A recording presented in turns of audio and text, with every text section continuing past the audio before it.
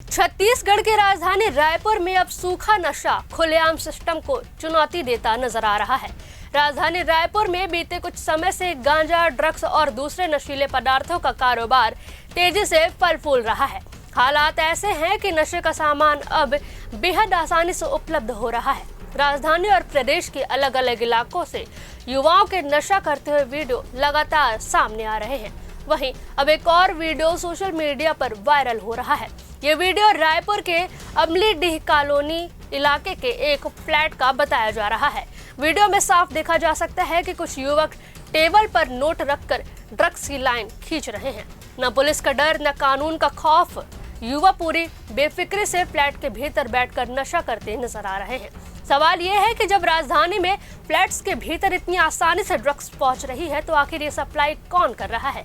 बता दें कि राजधानी पुलिस अब तक सूखे नशे से जुड़े करीब 79 पेडलर्स को गिरफ्तार कर जेल भेज चुकी है।